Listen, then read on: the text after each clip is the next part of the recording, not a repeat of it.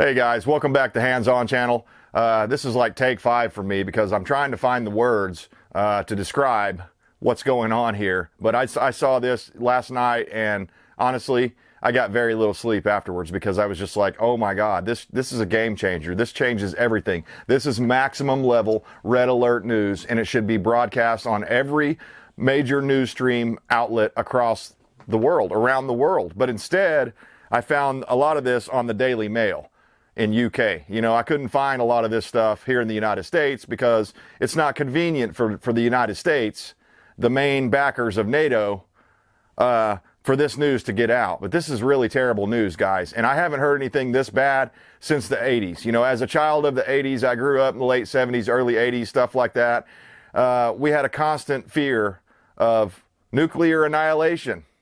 There's no nice way to say it. I mean, it's just flat out nuclear annihilation. It got so bad that they actually had an agreement, or an acronym they used called MAD, Mutually Assured Destruction. And the idea is that people had an understanding back when we had more reasonable leaders in the world that actually were like responsible, intelligent people and weren't just puppets of the New World Order.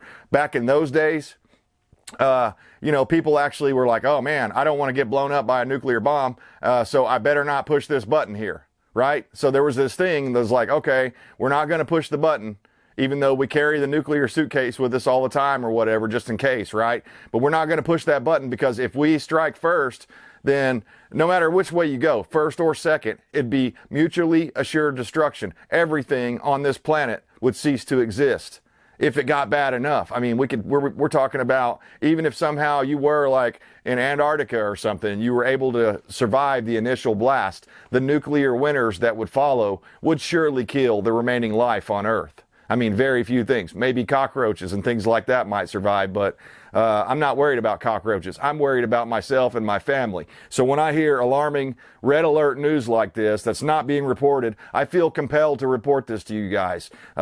If you don't like hearing heavy, deep news, then tune out. Go tune into some of my other videos or go find some, you know, cat video you can watch online. But we talk about real stuff here on this channel, which is what keeps me getting in trouble here on the channel.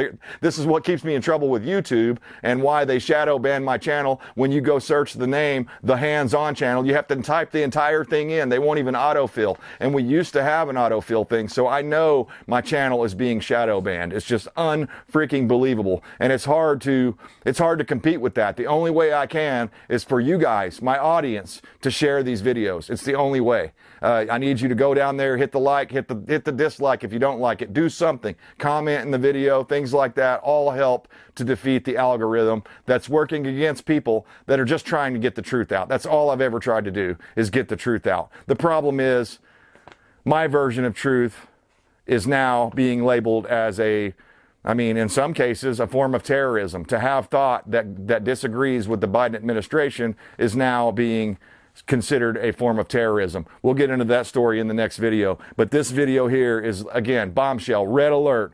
Vladimir Putin yesterday warned a nuclear war could break out if Ukraine joins NATO.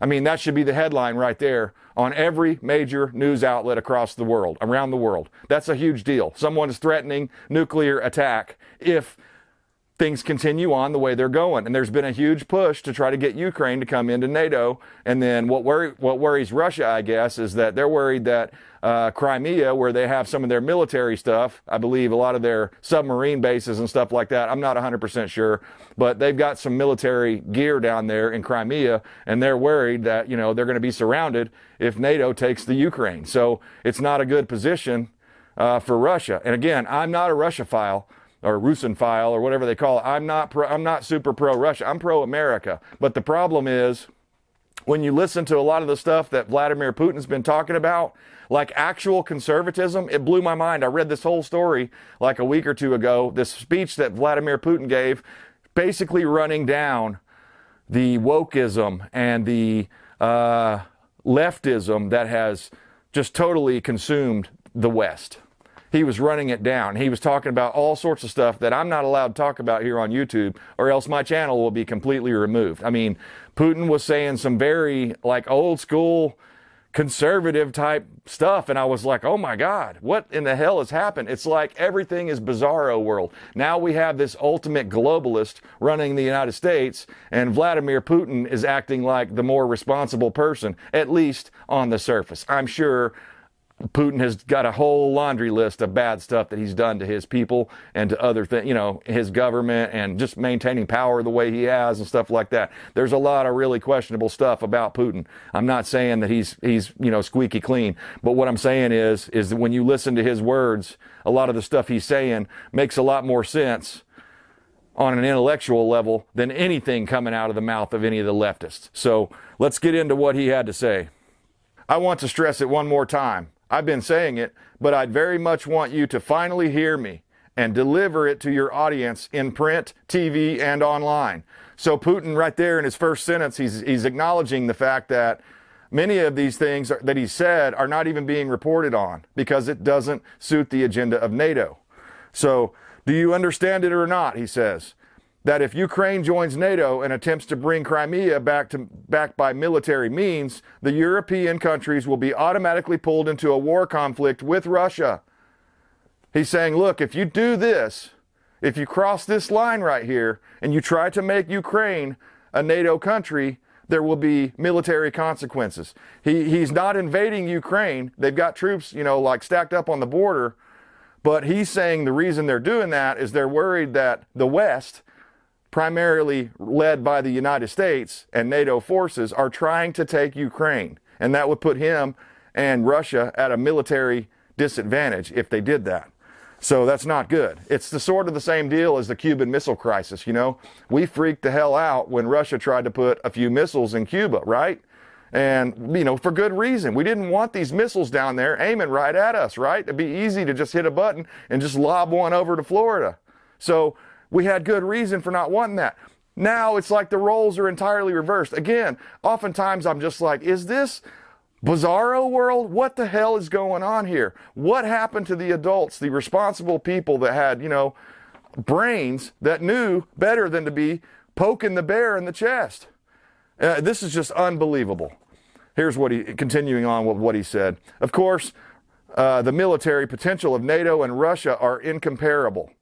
We understand it. And I think he's saying that NATO, because they're a conglomeration of all these other countries, obviously have more military might, power, and ability than what Russia has. And here's what he follows up with. But we also understand that Russia is one of the leading nuclear states. By some modern components, it even outperforms many.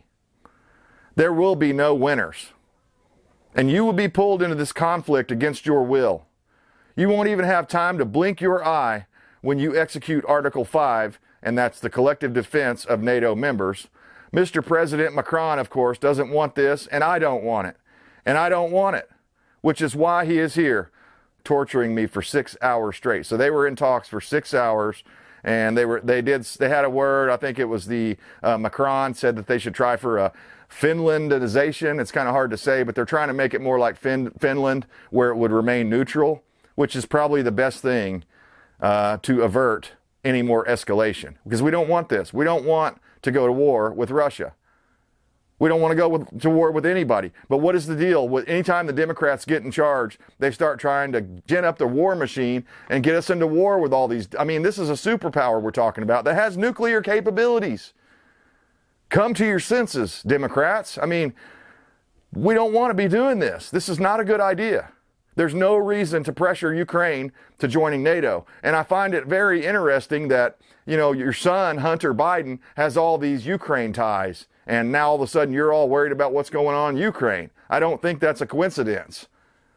I think there's all sorts of dirty stuff going on between the Biden family and the Ukrainian government, or certain factions of the Ukrainian government. And this is not good, people. This is, again, you know, you can sit around, we can talk about all these different things, stocking up on food and doing all this other stuff, but none of that shit means anything if they drop a nuke on your city. So this is just idiotic. And I can't believe in 1 year's time, with this freaking imbecile in charge of things, supposedly, even though he's really not in charge of things, we all know that. I can't believe it's come this far, this fast. I mean, Unfreaking believable. It's time for the adults in this country to stand up and start calling our freaking senators and representatives and saying, we don't want this. Anything the United States is doing to get us more involved with Ukraine, we should say no. It's none of our damned business. Mind your own business. That's what it used to be our motto. We should go back to that again. Mind our own business. If we need to worry about something, how about the 2 million illegals coming over the border? The invasion on our southern border is something we can actually do something about. Why don't we do something about that instead of going over and poking the bear in the chest? This is idiotic. Putin went on to say that for 30 years, Russia has tried to persuade the West against NATO eastward move, but there it was just complete disregard for our concerns, demands, and proposals. So he's saying it. We've tried. We've been trying to talk to you people for 30 freaking years about not coming in here and surrounding us and snatching up every single ex-Soviet satellite state there is and turning them into a NATO aggressor towards Russia. And there's something bigger than this going on, guys. If you remember, like a few days ago, George Soros actually came out against Xi Jinping, the Chinese leader. He came out and basically said that, hey, this guy's a bad guy. And ever since then, the media has been going nuts attacking Xi Jinping and the Chinese government. So who really controls things? Well, George Soros is one of them. There's a lot of other, multi-billionaires and stuff like that probably control a lot of other stuff that we're unaware of. But guys, we need to take action. Call our congressman. You've got to. You've got to. I know you think it's just going to fall on deaf ears. I get it. I've done it so many times now that I'm just kind of like a robot drone when I'm talking to them because I know what to expect now. But you have to do it. Take the time. Call them. Tell them we don't want to be a part of this war in Ukraine. There's no sense in getting us into World War III or IV, depending on how you look at things.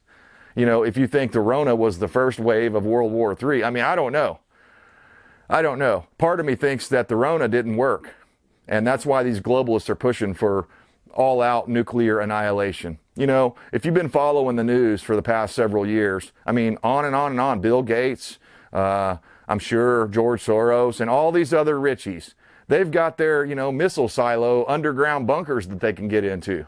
So they're not worried about it. They want nuclear war. They want to get rid of all of us plebes here on the surface, I guess. We're breathing their air or something like that. I think it's pure freaking evil, and it must be stopped. Get the news out. If you don't share my video, at least go read this article and determine it for yourself if you think this is a real threat or not. But when I see this, when I hear the leader of Russia, Vladimir Putin, saying these things in black and white right there, he's saying, please listen to me. Spread this out throughout your media and TV and internet because it's not getting put out there. So be careful of what you believe coming from our mainstream media because, and again, I'm not saying that Putin is an angel, but I think that they are painting they're trying to make Putin the ultimate James Bond villain. And make everybody in America automatically go, yeah, he's a bad guy. Look, oh, wow, he's talking about using nukes. We should, that really makes us want to go fight him even more. I just don't get it. These people that are in control here have one sole objective, and that is the destruction of everything so that they can build it back better. Because before you build something back, before you rebuild something, first you have to tear down the old, right?